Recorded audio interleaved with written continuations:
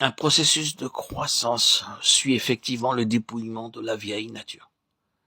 Il est ici question du renouvellement du nouvel homme. Toute colère, toute animosité, toute malice, toute moquerie, toute parole déshonnête doivent être rejetées. Et dans ce renouvellement progressif de l'homme nouveau, l'heure sonne de la communion aux souffrances de Christ pour le salut des perdus. Alors, l'être intérieur tout entier, animé des compassions de Dieu, sera peut-être amené à plaider pour une nation comme Jérémie, ou bien à travailler à la formation de Christ dans les âmes, comme l'apôtre Paul, ou encore à manifester l'amour de Dieu envers les autres, à être bon, compatissant, à pardonner comme Dieu nous a pardonné en Christ. Éphésiens 4, 32. Il ne pourra pas fermer ses entrailles aux frères dans le besoin. 1 Jean 3, 17. Il ne pourra pas non plus négliger de prier pour les autres avec la tendresse de Jésus-Christ. Philippiens 1, 8. Enfin, il est prêt à donner sa vie aux frères, à exercer la miséricorde envers tous, bien qu'aimant davantage, il soit moins aimé.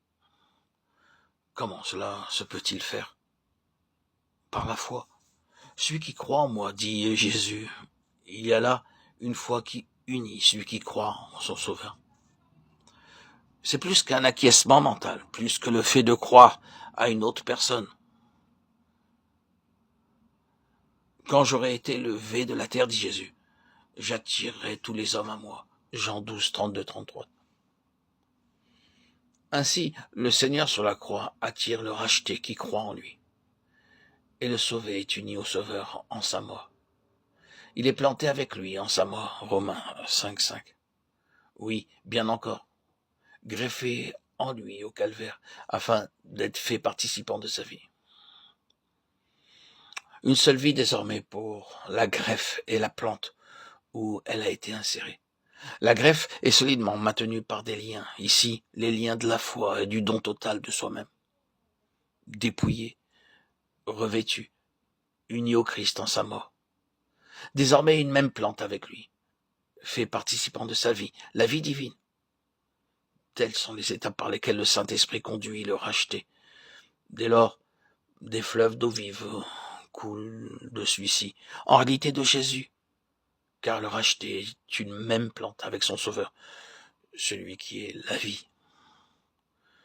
Uni au cœur brisé du Sauveur en faveur d'un monde perdu, le racheté est constamment livré à la mort pour l'amour de Jésus, afin que la vie de Jésus puisse être manifestée dans sa chair mortelle.